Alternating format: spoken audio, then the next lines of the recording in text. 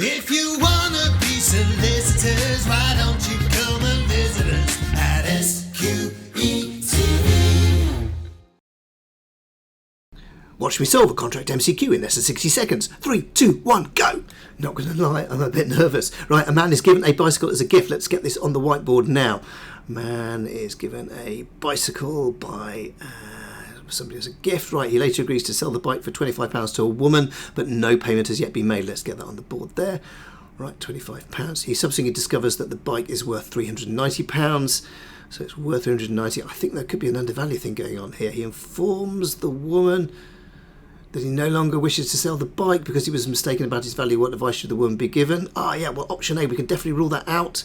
Yeah, consideration's not been performed yet. B, that looks good. There is consideration. The undervalue doesn't matter. C, that's wrong because the undervalue doesn't matter. There's still consideration. D, yeah, that's wrong for the same reason. We can rule that out. And E, that's wrong too because the contract is still enforceable even if some of the obligations need to be performed. Yeah, definitely B. Stop the clock. How did I do? SQETV. That was exhausting, wasn't it? Well, try doing that for 360 questions across 2 days worth of FLK papers. But the reality is that is not quite the pace you'll have to go in the SQE assessment. But the point I was trying to make is that questions are of different length. You would have on average 1 minute 42 seconds, that's 102 seconds on average per question, so roughly twice as long as I actually spent on that question. And don't try and compete with the time that an experienced solicitor and lecturer like me can get through a question like that. But I would say, and this is important to note, that a really well prepared student could have done that question maybe in 100 seconds. And the reason why I say that is that the fact pattern was much shorter and it was slightly less complex than some of the other fact patterns. And the reason why I'm drawing that to your attention now is the fact that when you're in the exam, you'll recognise there are some questions where you can get through them quite quickly in much less than the average time of 102 seconds, but you will use some of that time you've saved on the more complex questions. It's just a question of giving and taking between the questions and just being aware that you're not spending too long on those that are more complex, but knowing and being reassured that you've got a little bit of time if you manage to make up time with those shorter questions. SQETV. I know what you're thinking. Did Jonny actually answer that MCQ correctly? Well, phew, I did, and I checked the SRA's website, so we're good to go. And just to say, if you like these types of videos, and there's loads more we're going to be releasing on MCQ practice and sample questions, do please like and subscribe to the channel. You can see the subscription button on the screen, and do tap the notification bell so you find out as soon as we release further videos of this nature. Now, just before we go into why I got the actual correct answer to this question, let me just explain to you what all these videos are going to have in common, the sort of things we're going to be doing in the analysis after we've been through the question in real time. SQETV. So in this video and in later similar videos, I will be modelling how to apply the R technique. Remember what we said in our MCQ masterclass video? What we do is read and review bite-sized chunks of the question as we go along. In contrast, what we don't want you to do is to read the whole of the scenario, the question and the options, and only then start considering it, because we don't think that that is the best way to get to the answer as quickly as possible. Secondly, we'll be showing you how we use the erasable whiteboard to reduce a complex set of facts to something simple like a diagram to get your head around the whole of the fact pattern. Thirdly, we'll be looking at how you identify and summarise the relevant law involved. Just a bit of word of warning here, we won't be giving you a lecture, we won't be citing any authorities, not least because that is just not something that's required as part of the SQE1 assessment. And fourthly, we'll be applying the law to the facts in the scenario when you go through each of the 5 options at the end of the question when you reject or select to get to the right answer. Finally, we'll give you some what-if scenarios, alternative fact patterns where there might be a slight twist on the facts of the question you just looked at to deal with maybe the same point of law but having a different outcome. What we won't do is to give you the answer for all the different varieties of alternative fact patterns because there's almost an infinite number of those. But what it will do is to get you thinking about how the examiners could ask you a slightly different question and it could take the answer in a different direction. SQETV.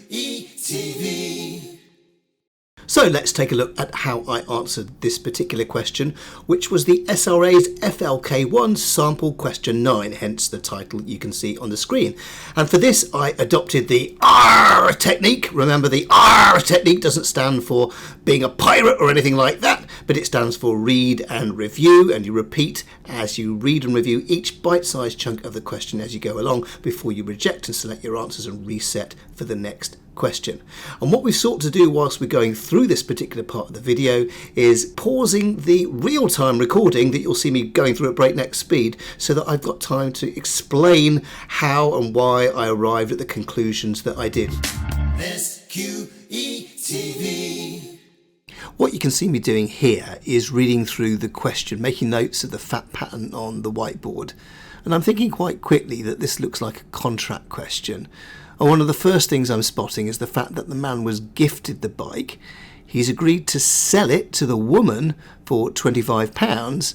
So he's making some money, but we find out it's worth £390. That's over 10 times the agreed price.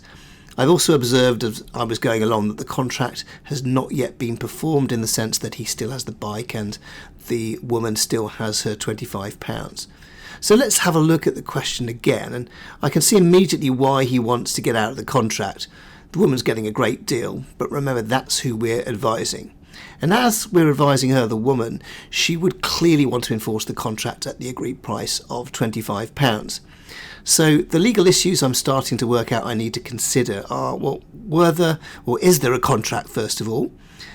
Secondly, whether the non-execution or non-performance of the consideration at this stage makes the contract unenforceable.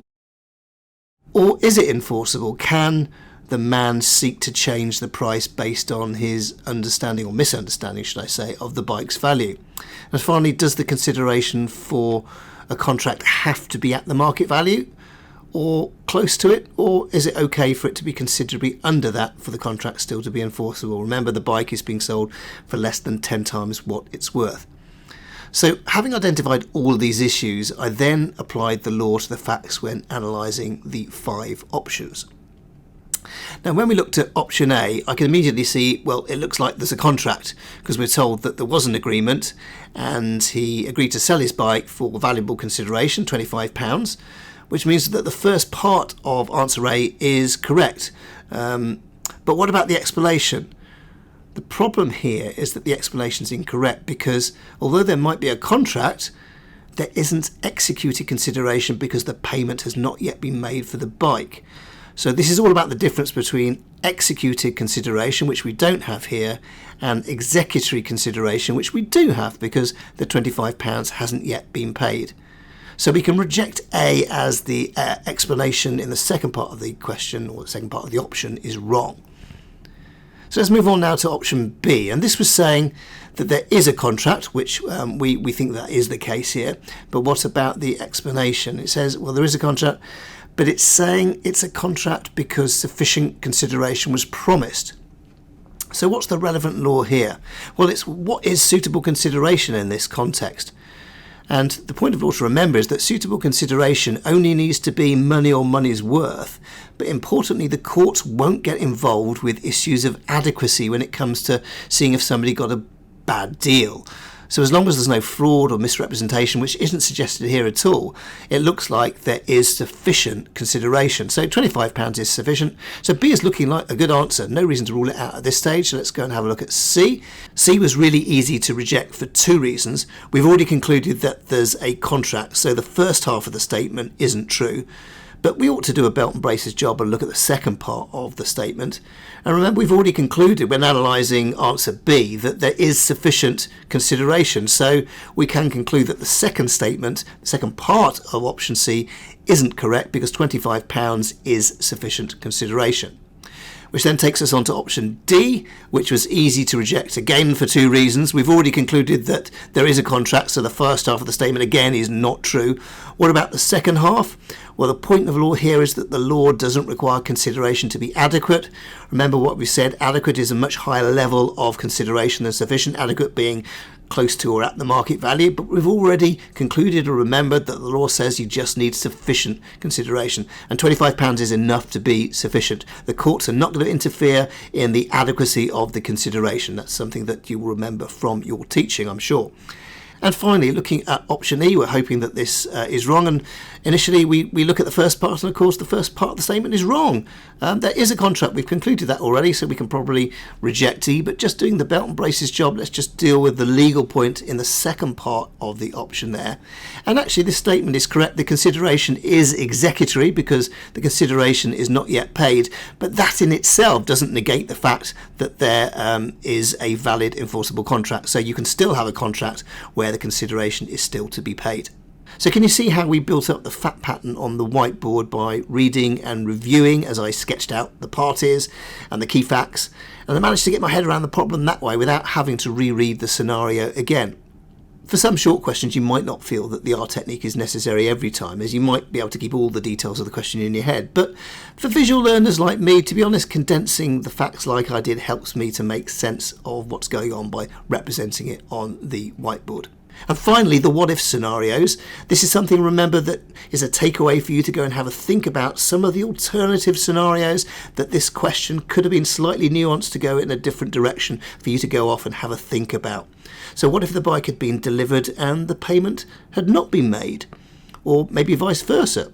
Do we still have a binding contract? What if the man had bought the bike originally but was giving it away to the woman because of something she'd done in the past but no further consideration was being paid? Bit of a clue on that one. Have a look at past consideration and work out whether or not that still means we've got an enforceable contract. But the two key learning points here were on consideration. Firstly, the difference between executed and executive consideration, and secondly, the difference between adequate consideration and suitable consideration. SQETV. That's all for this video. For more insights into MCQ technique and a forensic analysis of MCQs like we've done here, don't forget to subscribe to the channel. We love it when you do. And please don't forget to tap the notification bell because that will let you know when we've got more videos dropping, which they do at 3 o'clock every Wednesday afternoon. Until next time, cue the jingle. If you wanna be